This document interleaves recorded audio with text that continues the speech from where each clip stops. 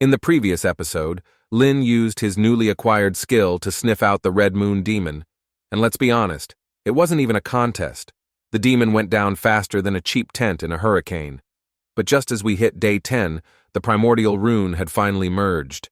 Not only did it give him the exact location of the primordial space, but the pattern on the rune also seemed weirdly familiar. As we continued the story, Lin closed his eyes, letting the image sink in. It felt like he was being pulled into the pattern itself. Suddenly, he was floating in space, staring at what looked like a solar system. I'm not sure where his clothes went, but anyway, wait a minute, was that Earth? A hazy, half-forgotten memory bubbled up from the depths of his mind. Well, it's well over 100 chapters.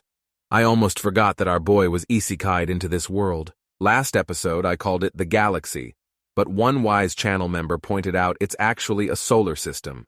And he is absolutely right. But here's the question.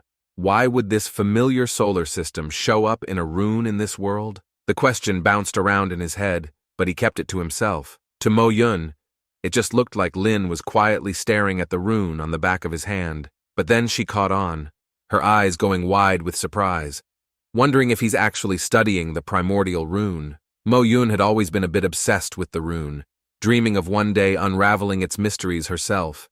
She knew that countless powerful divine-level professionals in human history had tried and failed to crack its secrets. No one really knew what the patterns meant, but the rune's allure was undeniable. It was like catnip for anyone with a curious mind. Lin, on the other hand, was having a private conversation with himself. The rune represents the solar system, he thought. So there's no way anyone in this world is ever going to figure it out. But this new twist had him thinking. Could the primordial space hold more clues about Earth? The idea of exploring it right now was starting to feel pretty tempting, but there was a catch. The primordial space Lin wanted to explore was in the lower layers, and he'd need to be level 70 just to get in. As he was about to shelve the idea, Mo Yun strolled over with some news. You know, there might be another way. She then revealed that there was a passage in the center area that led to the lower layers. However, a level 68 legendary boss was guarding it. Not to mention, it's the only boss in the Eternal Trial Grounds that no one had ever defeated. Apparently, plenty of people had tried taking it down before hitting the upper layer's level threshold, but they all failed miserably, with many barely escaping with their lives. Mo Yun didn't sugarcoat it. She told Lin that this boss was seriously danger, and suggested waiting until he hit level 70 and undergone his third-class transfer before even thinking about it. After all, the primordial space wasn't going anywhere. Lin stroked his chin thoughtfully and gave a slow nod. For now, it's time for him to grind some levels first. Just then, a group appeared on the horizon, led by a young blonde-haired guy who dressed in some fancy clothes. As they got closer, the guy's eyes lit up when he saw Mo Yun. He strutted over, introducing himself as Claude, and offered to have his team protect her, clearly eyeing the primordial rune above her head. But Mo Yun wasn't having any of it. Unlike her usual demeanor around Lin, she instantly switched back to her Ice Queen mode and flatly turned him down. Claude's face fell, but he didn't give up. Saying it's too dangerous out here, he insisted, that there are powerful monsters everywhere, and she's practically inviting abyssal demons and dragons with that rune above her head. Before Claude could finish, another voice chimed in, saying they don't need protection from outsiders. A group of professionals marched over. It was the boss hunting squad from the famous Garan Guild, all leveled and very well equipped. Mo Yun leaned in close to Lin, whispering that the group approaching them was from the Garan Guild, one of the top guilds in their empire. These guys were no joke, packing both numbers and power that easily outclassed Claude's little squad. Turned out, Claude also knew the captain too. Ah, so you do know me. Now get the hell out of here. The guy barely spared Claude a glance before dismissing him entirely, which only made Claude even more furious. But in the end, all he could do was turn and leave, muttering under his breath. The captain then looked at Mo Yun and gave a nod of approval, very impressed with her legendary profession. Mo Yun just smiled politely, not saying much. But when the captain's eyes landed on Lin, his expression shifted to one of genuine surprise. A level 30 Necromancer? That's a new one, he muttered, clearly intrigued. But then, the realization hit him. Lin wasn't just some ordinary professional.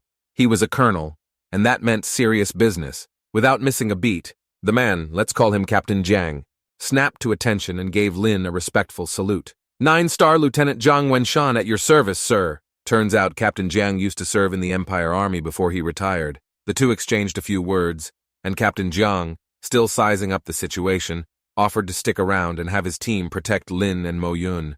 After all, this place was crawling with danger. But halfway through his pitch, Captain Jiang suddenly stopped, realizing something. If Lin was a level 30 necromancer and still managed to be here, then he was clearly packing some serious power, probably more than Jiang himself. The captain quickly adjusted his tone, but he didn't believe Lin was just a level 30, assumed that he was hiding his level somehow. Either way, Jiang tells him that just give him a word, and everyone will follow his command, perhaps still wanting to provide some help. Lin, thinking it over, asked if they'd seen any sign of the Divine Selection secret realm recently. Captain Jiang immediately pointed off into the distance, saying it had appeared about 100 miles away, 4 days ago. This news was music to Lin's ears, as he was quite surprised. Either way, he thanked Jiang before heading off with Mo Yun. As they walked away, Captain Jiang let out a hearty laugh, clearly pleased to have been of service to someone so powerful. But just as Lin and Mo Yun started in the direction,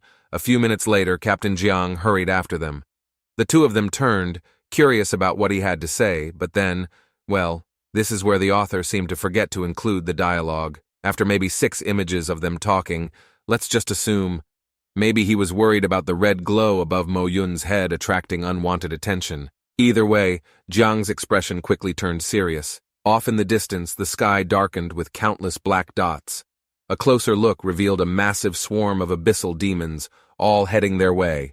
And if that wasn't enough, from the opposite direction, a horde of dragon professionals were closing in fast. Lin glanced up at the sky, and if anyone could read his mind, they'd probably find him thinking something along the lines of, well, here comes some nice juicy experience and merits, while on the outside he stayed cool as a cucumber.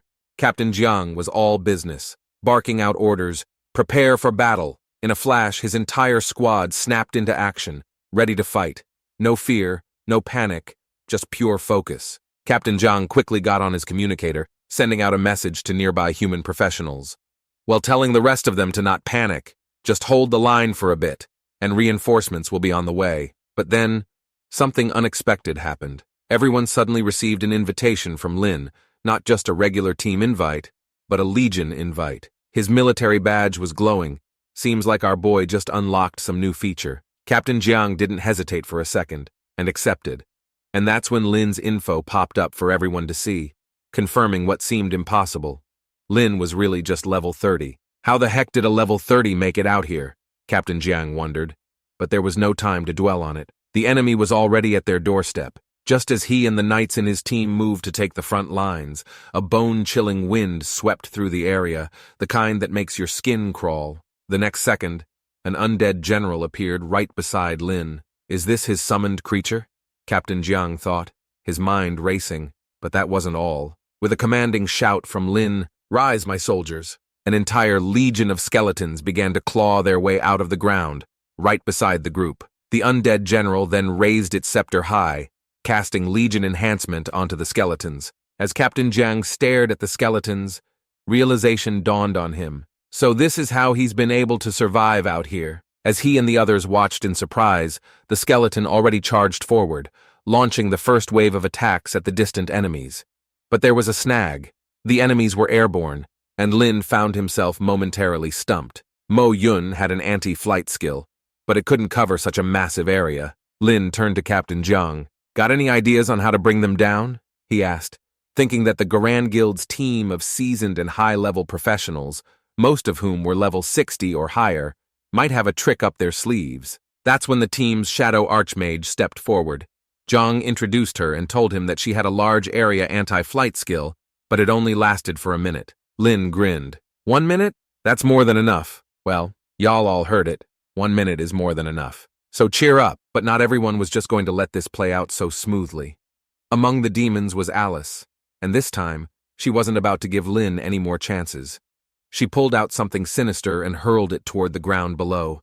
With a deafening boom, it exploded, spreading a vast sea of purple flames across the battlefield. Mo Yun and Captain Jiang immediately recognized it. This was the abyssal fire. Abyssal fire is the source of the abyssal demon's power, and it will dramatically increase the demon's attributes nearby, Mo Yun explained. Captain Zhang nodded while following up, saying that the legend had once said the first abyssal demon was born from abyssal fire. Within its range, the power of these demons increases dramatically. That's why humans have always struggled whenever they've tried to counterattack into the abyss. Just then, a few demons appeared in the sky, but in the blink of an eye, they vanished. Captain Zhang shouted a warning, "Watch out!" And suddenly, 2 daggers materialized right in front of Lin's chest. Captain Zhang tried to rush over, but it was too late.